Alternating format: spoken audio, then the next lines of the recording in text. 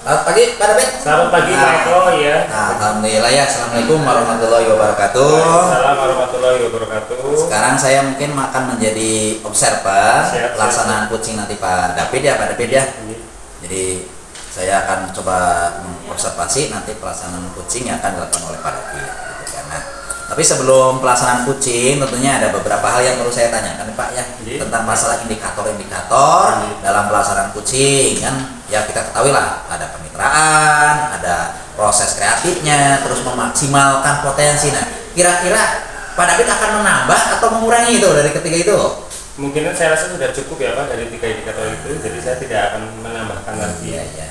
Terus kalau tidak ada tambahan, sekarang ke kompetensinya. Nah, kompetensi kan sama ya, ada kehadiran penuh, mendengarkan aktif, mengajukan pertanyaan berbobot. Nah, ini kompetensi mana nih yang akan Pak David maksimalkan dari ketiga kompetensi itu?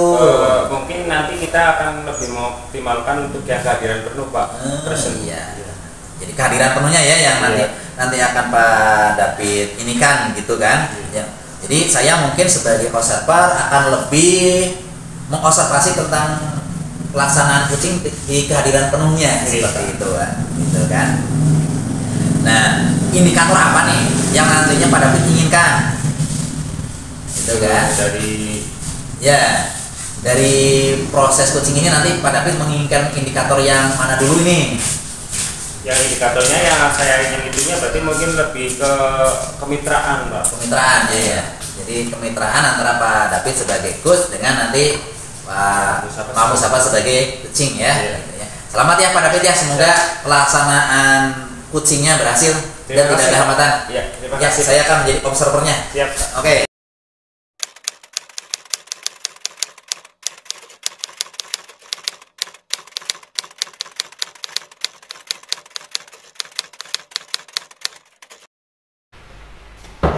Assalamualaikum. Waalaikumsalam warahmatullahi wabarakatuh. Kamu siapa? Monggo Pak. Iya. Monggo silakan duduk Pak. Aduh, dari mana aja ini? Iya, ini saya tadi dari kelas. Nah, ini kebetulan kok saya lagi ada problem. Pak David gimana kabarnya? Alhamdulillah sehat Pak. Gitu. Dan Pak Mus gimana, sehat keluarga? Alhamdulillah sehat. Iya, ini habis selesai kelas. Saya baru menganalisa hasil tes itu. Pas di saya kan ada 2 jenis, ada online, ada offline. Kebetulan pas pelajaran matematika itu adalah dilakukan secara offline, sehingga saya harus menganalisa menggunakan anak tes. Nah, tapi dari hasil itu kok nampaknya setelah saya lihat semuanya itu ada problem yang saya kira problem klasik, tapi selalu terus-menerus saya hadapi gitu. Iya sih kelihatan nih dari mukanya Pak Mus kayak capek, lelah gitu. Nah terus sebetulnya yang diharapkan dari obrolan kita pada siang hari itu apa sih Pak Mus setelah Pak Mus menceritakan tadi? Saya pengen tentunya bisa curhat terhadap problem saya, dan diharapkan nantinya ya saya bisa menyelesaikan apa yang saya hadapi, dan juga Bapak bisa mendengarkan curhatan saya. Iya. Itu sebetulnya ada nggak sih kesempatan yang Pak Mus miliki saat ini gitu untuk menyelesaikan solusi tersebut sebetulnya? Kesempatan yang seperti apa ya Pak? Gini Pak, problem yang saya hadapi itu berdasarkan hasil tadi analisa anak tes. Itu ternyata pada sebagian besar materi aljabar itu kok banyak yang salah. Termasuk dulu pas kemarin sebelum pas juga ulangan harian. Materi aljabar itu ternyata anak banyak yang kurang mengerti, sehingga saya bingung yang salah di mana, apakah saya prosesnya kurang pas atau gimana, sehingga ya saya nggak tahu ini harus bagaimana.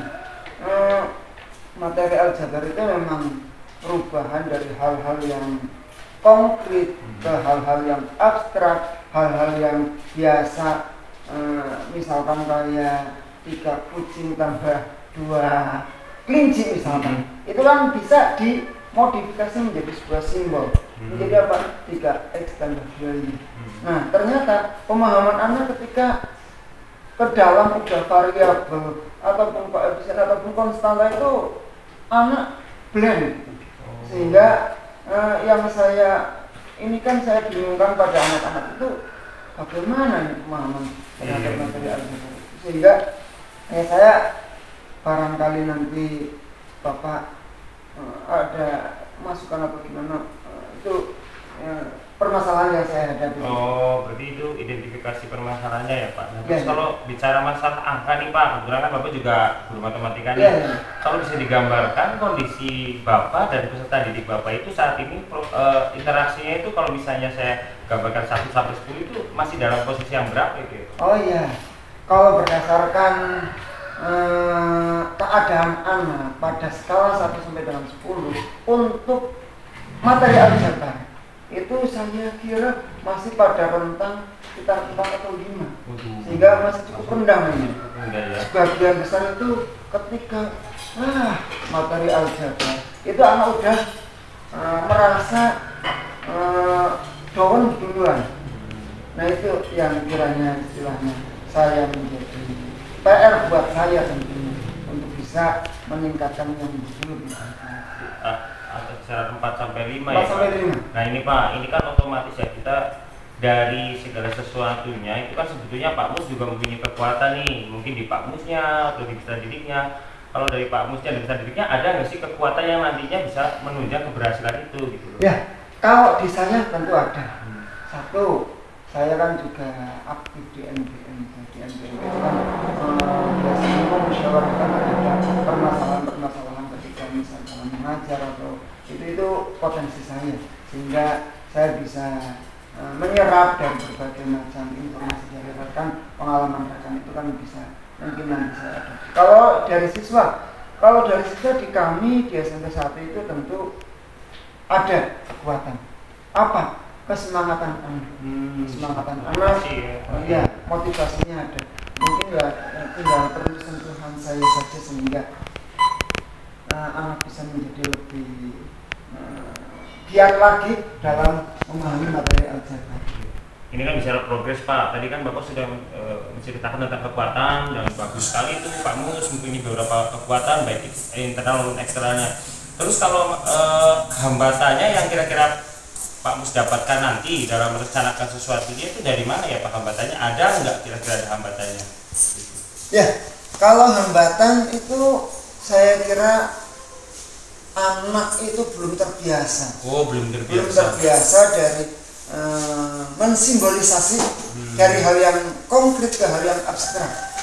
Karena waktu mungkin di jenjang SD, kebetulan saya itu adalah guru di kelas 7. Nah di jenjang SD itu kan semuanya itu yang membicarakannya adalah hal-hal yang konkret.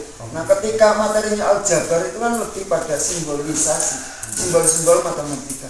Simbol ada variabel, ada koefisien, ada konstanta. Nah itu anak masih bingung ke dalam membedakan mana yang menjadi koefisien, mana yang menjadi variabel. Itu kan tantangan tentunya buat saya, dan tantangan buat saya, tapi hambatan pada anak. Jadi hambatannya lebih kepada ekstranya daripada anaknya. Nah terus untuk rencananya Pak, ini rencana dari penerapan solusi yang Bapak akan laksanakan itu yang mana ini Pak? Ya. Kalau rencananya saya nanti tentu akan dengan berbagai macam model pembelajaran yang bisa disampaikan ke anak, itu nanti saya akan menggunakan hal-hal benda-benda yang konkret, tapi nanti dari konkret itu kalau misalkan kayak 3 buku tambah 5 bolpen, apa bisa dijumlahkan. Nah kalau misalkan buku dengan bolpen berbeda, nah ketika berbeda buku saya misalkan dengan B, bolpen saya misalkan dengan P misalkan, kan menjadi 3 B tambah 5 P misalkan kayak gitu. Bisa juga dijumlahkan. Oh tentu itu adalah 2 benda yang berbeda. Nah dari berbeda itulah saya kira supaya anak itu sampai dengan alamnya, sehingga proses simbolisasinya itu akan sangat langsung dirasakan oleh anak. Itu dari segi bendanya, karena ya anak lagi-lagi gitu. Langsung saya ini aljabar itu adalah yang ada variabelnya, ada koefisiennya, ada konstantannya. Ternyata kalau tanpa di alam dirasakan atau dialami oleh anak itu hanya cenderung pada hafalan. Itu saya akan meminimalisir hal ini. Selain itu saya juga akan mencoba menggunakan media pembelajaran. Itu tadi kan hal yang konkret ya. Nah saya sekarang mencoba menggunakan Infocus. Nah dari Infocus itu digambarkan, saya tayangkan itu tadi, kalau tadinya adalah benda langsung, nah sekarang gambar bendanya. Itu kan menjadi pengalaman anak, sehingga nanti ketika bisa digeneralisir itu anak akan menjadi lebih ada pengalaman tersendiri. Bagus sekali tentunya dengan pengalaman-pengalaman yang Pak Mus punya, juga dengan kesempatan yang cukup bagus ini nantinya akan bisa berkembang dengan baik. Nah terus dari dua alternatif tadi nih Pak, ya kira-kira mana yang lebih diprioritaskan Pak? Lebih ke model pembelajarannya yang Bapak tadi sampaikan, atau lebih ke tentang menggunakan media belajarnya yang akan dirubah? Mana yang lebih diprioritaskan Pak? Yang pertama saya hal yang konkret tadi itu, dengan benda-benda yang konkret. Karena apa? Yaitu hal yang keseharian anak rasakan. Baru setelah itu adalah dengan menggunakan media pembelajaran yang menggunakan Infocus. Karena biar ada gambaran.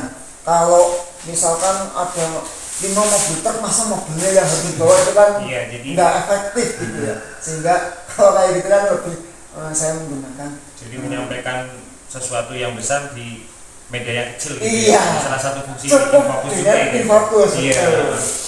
Nah terus untuk ini Pak, kira-kira rencananya penerapan yang solusi yang Bapak akan laksanakan tadi itu akan diterapkan dalam jangka waktu berapa supaya nantinya Bapak bisa mengetahui hasilnya kayak gitu loh? Baik, rencananya ya sekitar 3 sampai 6 bulan ke depan. Kebetulan kan saat ini lagi jeda semester, sehingga nanti akan masuk lagi di semester kedua. Nah di semester kedua kan ada materi yang terkait aljabar, ada yang simbol-simbol matematika lagi, sehingga ya anak nanti akan lebih mengenal lagi, sehingga nanti bisa berlanjut di semester kedua. Terus ukuran keberhasilannya apa itu Pak? Tentu kalau ukuran keberhasilannya anak bisa memahami materi-materi terhadap simbol-simbol matematika yang tadi itu, yang tadinya X, Y sama dengan 5, sehingga kalau ketika di itu anak bisa membedakan mana koefisien, mana variabel, dan mana konstanta, dikaitkan dalam kehidupan sehari-hari, bisa diterapkan dan lain-lain. Jadi lebih ke kontekstual ya, jadi mengemas pembelajaran yang sifatnya numerasi tapi lebih ke kontekstualnya nyata. Betul, ya, itu merupakan simbol itu tadi. Iya. Nah ini Pak, bagus sekali Pak ini Pak, dari solusi-solusi dan alternatif yang Bapak miliki tadi. Nah sekarang saya mau tanyakan nih, komitmen Bapak terhadap rencana yang akan Bapak laksanakan itu sebesar apa komitmennya itu? Sampai di mana Bapak punya komitmen gitu? Ya, kalau komitmen saya tentu ya saya akan mencoba mengasah yang tadinya saya cenderung adalah tekstualis, langsung menyampaikan materi. Nah saya mencoba akan berdasarkan pengalaman anak. Nah dari hal-hal yang konkret tadi itu diarahkan ke hal-hal simbol-simbol matematika. Dan untuk ya nantinya tentunya pengennya meningkat, yang tadi pengetahuan anak terhadap aljabar masih pada rentang 4-5 itu rencananya ya pengen meningkat, tidak sampai masa KKM-nya aja lebih dari itu pemahaman anak seperti ini. Nah itu kan tentu adalah sebuah tahapan yang memang perlu saya upayakan. Oh jadi wah luar biasa nih, komitmennya bagus sekali nih, jadi meningkatkan pembelajaran anak dan tentunya nantinya meningkatkan motivasi anak ya Pak ya.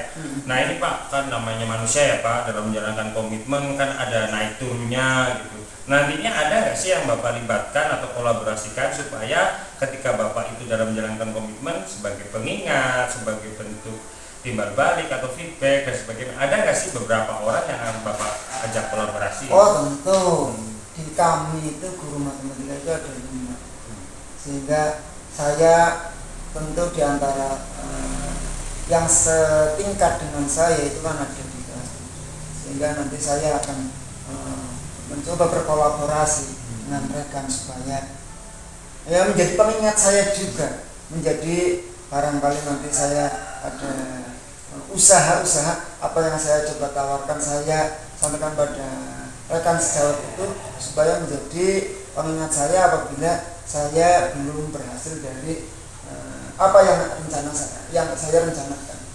Waduh, sekali ini ya. Nah ini Pak, kira-kira ini Pak dari obrolan kita jadi sudah belum Pak terselesaikan permasalahannya Bapak?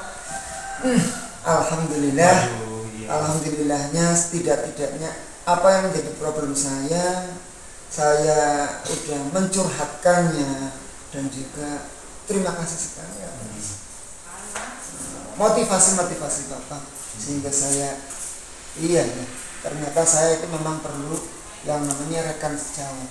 Ketika saya sendiri itu ya yang tahu ya hanya problem saya, tapi ketika oh iya ada rekan sejawat di mana itu bisa menjadi pengingat, bisa menjadi rekan untuk berkolaborasi, itu tentu hal yang bisa saya upayakan dan bisa menjadi solusi buat saya terhadap problem yang saya hadapi.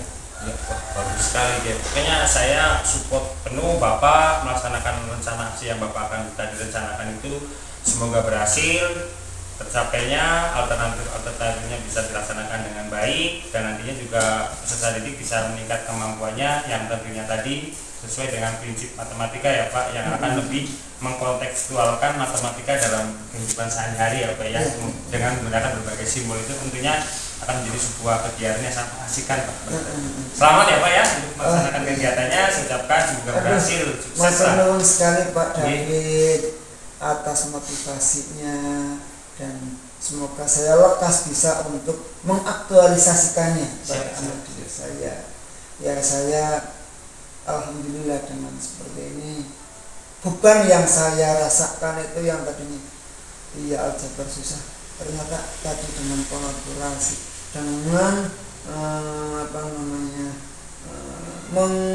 dari hal yang konkret ke hal yang abstrak itu ada iya juga kepikiran yang saya tadinya nggak kepikiran, ternyata setelah ada masukan dan motivasi Bapak saya menjadi tambah semangat. Insya Allah nanti segera saya lekas aktualisasikan. Siap. Dan matur nuwun dan mohon maaf sekali atas malah ini nggak disuguhin apa-apa ini Pak. Sebenarnya saya tadi tanya kopinya mana, tapi berhubung udah mau azan ini Pak, udah siang, kayaknya saya mau aduh kok buru-buru Pak? Iya, masih ada perjalanan selanjutnya. Oh iya, nggak nunggu dulu. Nunggu diusir. Ya, terima kasih Pak ya, mohon bercanda ya Pak ya, nggak apa-apa ya. Hatur nuhun, terima kasih Pak, sama-sama Pak. Hati-hati di jalan Pak.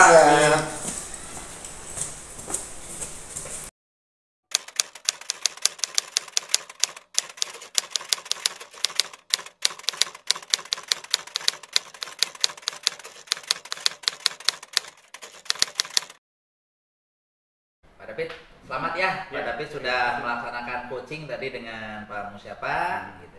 Saya sebagai observer gitu ya, yang mengobservasi jalannya coaching tadi, bangga lah, gitu kan. Pak David ternyata mampu gitu kan. Nah, ini mungkin hasil observasi dari saya Pak. Oh iya. Saya serahkan ke Bapak. Terima kasih Bapak. Nah, kira-kira nih Pak David, kedepannya yang mau Pak David tingkatkan apalagi nih dalam ya pelaksanaan coaching ini? Ya Pak, terima kasih ya Pak ya. Sesuai dengan Bapak yang tadi simak bahwa proses coaching hari ini berjalan dengan baik, lancar.